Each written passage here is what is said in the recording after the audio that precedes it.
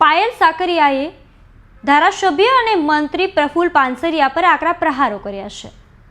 તેમનું કહેવું છે કે ચૂંટણી આવતા જ મંત્રીઓ હવે રોડ ઉપર દેખાવા લાગ્યા છે। આ નિવેદનને લઈને રાજકીય ગરમાવો હવે વધી રહ્યો છે। નમસ્કાર, હું છું મમલ। તો આવો સાંભળીએ વધુમાં તેઓ શું કહી રહ્યા છે। ચૂંટણી આવી છે એટલે મંત્રીઓ પણ રોડે ચડ્યા છે। ખાસ હું જે વિધાનસભામાંથી આવું છું એટલે અમારી કામરેજ વિધાનસભાના મંત્રી પણ ખાડી પર જઈને ફિલોસોફી કરી રહ્યા છે કે મેં ઝડપથી કામગીરી ચાલુ કરાવી। આજે મેં પેપર વાંચ્યું ત્યારે ખબર પડી કે સાહેબ ખાડી પાસે પહોંચી ગયા। સાહેબ કોર્પોરેટર હતા વિસ્તારના, 2 વખત કોર્પોરેટર રહી ચૂક્યા છે મારી જાણ પ્રમાણે, 1 વખત ધારાસભ્ય રહી ચૂક્યા છે, હાલમાં ધારાસભ્ય છે, શિક્ષણ મંત્રી રહી ચૂક્યા છે, આરોગ્ય મંત્રી છે। આટલો બધો સમય રાજનીતિમાં અને લોકોએ પણ ખૂબ મોટો સમય આપ્યો। મારે માત્ર એટલો સવાલ પૂછવો છે કે પૂણા વિસ્તારમાં તમે લોકોને 24 કલાક પાણી આવે એના માટેના શું આયોજનો કર્યા તમે કોર્પોરેટર હતા ત્યારે? પૂણા વિસ્તારમાં ડ્રેનેજની ખૂબ મોટી સમસ્યાઓ હતી, તો તમે કોર્પોરેટર હતા, તમે એના માટેના શું આયોજનો કર્યા? આજે પૂણા વિસ્તારની અંદર જેટલી પણ સોસાયટીઓની વાડી છે એ વાડીમાં મહાનગરપાલિકાએ રિઝર્વેશન 2017માં નાખી દીધું, તો એ સમયે તમે ક્યાં હતા? તમારી 30 વર્ષથી સરકાર એક હથ્થું સરકાર ચાલી રહી છે, તો આ રિઝર્વેશન હટાવવા માટેના તમે કેટલા પ્રશ્ન પૂછ્યા? તમારું જે કાર્યાલય વોર્ડ નંબર 16માં ગીતાનગરની વાડીમાં છે, એ ગીતાનગર સોસાયટીની વાડી લોકોની છે, લોકોએ વર્ષોથી એને સાચવી છે, નાના મોટા પ્રસંગ કરે છે ગીતાનગરના લોકો, એમાં તમે રિઝર્વેશન નાખી દીધું। રિઝર્વેશન નાખ્યા બાદ એ પ્લોટ બીજા કોઈને ફાળવી દીધો। આના માટે તમે શું કર્યું? સીધો સવાલ પૂછું છું કામરેજના મંત્રીશ્રીને, આના માટે શું કર્યું? તમે વિકાસ નથી કર્યો, તમે લોકોને કોઈ સુવિધા નથી પૂરી પાડી। બદલાવની રાજનીતિની જે અમે વાત કરીએ છીએ ને, એ ખરેખર 5 વર્ષમાં જે કામ થયા ને એના માટેની વાત કરીએ છીએ। જો તમે કામ કર્યા હોય તો તમે જાહેરમાં આવીને, અને હું તો ઈચ્છું છું કે આપ શ્રી આવો, આપણે સૌ સાથે બેસીને ડિબેટ કરીએ કે તમારા કાર્યકાળમાં તમે કેટલા કાર્ય કર્યા ને અમારા કાર્યકાળમાં અમે કેટલા કામ કર્યા। અમે તો માનીએ છીએ કે હિસાબ આપણે બધા સેવક છીએ। હું પૂણા વિસ્તારની સેવક છું ને, તમે કામરેજ વિધાનસભાના સેવક છો ને, મંત્રી બન્યા પછી આખા ગુજરાતના સેવક છો। સેવક તરીકે તમે શું કર્યું?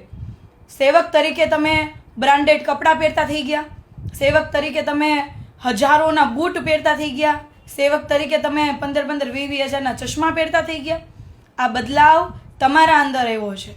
લોકો હજી ત્યાં ને ત્યાં જ છે, લોકોની પરિસ્થિતિ હજી એવી ને એવી જ છે, લોકો હજી એટલા ને એટલા હેરાન થાય છે, લોકો હજી મોંઘવારીની સામે એટલા જ ઝઝૂમી રહ્યા છે। તમે ધારાસભ્ય તરીકે શિક્ષણ મંત્રી હતા ત્યારે તમે વરાછાની અંદર કોલેજ બને એના માટે શું કર્યું? કોલેજ ક્યાં છે? 30 વર્ષથી તમારી સરકાર છે, વરાછામાં કેમ કોલેજ નથી? તમે કોલેજ શિક્ષણ મંત્રી હોવા છતાં કોલેજ નહીં બનાવી શક્યા। અને સૌથી મોટી વાત તો એ છે કે તમે તમારા દીકરાનું ભણતર ક્યાંથી કરાવ્યું છે? એમણે ક્યાંથી ડિગ્રી લીધી? ક્યાં ભણ્યો છે તમારો દીકરો? એ વિદેશમાં જઈને ભણે છે, અને તમે અહીંયા લોકોને મૂર્ખ બનાવવાનું કામ કરો છો કે શિક્ષણમાં આમ કર્યું તેમ કર્યું। ક્યાં છે શિક્ષણ? ક્યાં છે કોલેજ? શા માટે તમારા દીકરાને વિદેશમાં ભણાવવો પડે, વિદેશમાં મોકલવો પડે? આવો, ભારત દેશની અંદર એ છે, ભારત દેશમાં ભણાવો, તમારા રાજ્યમાં તમારી સરકારમાં ભણાવો।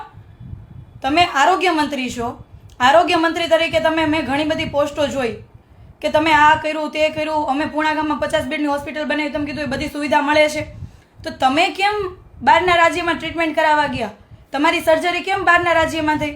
ગુજરાતમાં કેમ કોઈ સારી હોસ્પિટલ 30 વર્ષમાં નહીં બનાવી શક્યા તમે? કે તમારે પોતાએ દવા લેવા માટે બહારના રાજ્યમાં જવું પડે, મુંબઈ જેવા શહેરમાં જવું પડે? સવાલનો જવાબ આપો। તમે સેવક છો, સેવકને તમામ જાહેર જનતા સવાલ પૂછી શકે। તમામ લોકો વતી હું સવાલ પૂછું છું કે તમે ધારાસભ્ય તરીકે કામરેજમાં શું કર્યું? કામરેજના લોકો માટે શું કર્યું?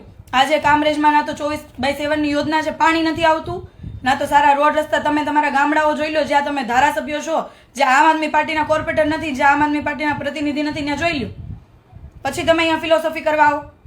માત્ર ફિલોસોફી કરવા માટે રાજનીતિ ન કરાય સાહેબ। તમારામાં તાકાત હોય ને તો કામની રાજનીતિ કરીને બતાવો કે અમે એટલા કામ કર્યા છે।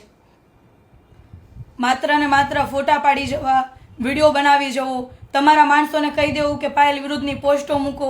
ઘોડિયામાં હતી ત્યારે તમે કોર્પોરેટર હતા, પણ તમે કર્યું હું કોર્પોરેટર હતા? તો સૌથી મોટો સવાલ છે, તમે આવીને હિસાબ આપો લોકોને, મારા પૂણા ગામના લોકોને જવાબ આપો। અને સાથે સૌથી મોટો આજે પૂણા ગામનો વરાછાનો મોટો પ્રશ્ન એક છે, ફાઇલવાળા મકાન છે એને દસ્તાવેજ કરવા માટે લોકો ખૂબ હેરાન થઈ રહ્યા છે. આના માટે તમે શું કર્યું? પૂણા, વરાછા તમામ જગ્યા ઉપર જે સોસાયટીના પ્લોટ છે એમાં રિઝર્વેશન નખાઈ ગયું છે. એના માટે તમે શું કર્યું? તમે કોર્પોરેટર હતા ત્યારે, ધારાસભ્ય બન્યા ત્યારે, મંત્રી બન્યા ત્યારે ફિલોસોફી કરવા સિવાય બીજું કંઈ જ કર્યું નથી. એટલે તમારી ફિલોસોફી રહેવા દો અને ખરા અર્થની અંદર જો કામ કર્યું હોય તો આવો તમે અને હું સામે સામે ડિબેટમાં બેસીએ અને જોઈએ કોણે કેટલા કામ કર્યા છે. હિસાબ આપવાની જવાબદારી તમારી છે. 5 વર્ષ ધારાસભ્ય તરીકે મંત્રી તરીકે રહ્યા, શું કામગીરી કરી? પૂણાના લોકો અત્યારે રાહ જોવે છે તમારા હિસાબની. તેમની વાતથી તમે કેટલા સહેમત છો, શું વિચારો છો, કમેન્ટ કરીને અમને જરૂરથી જણાવજો. અત્યાર માટે બસ આટલું જ. ધન્યવાદ.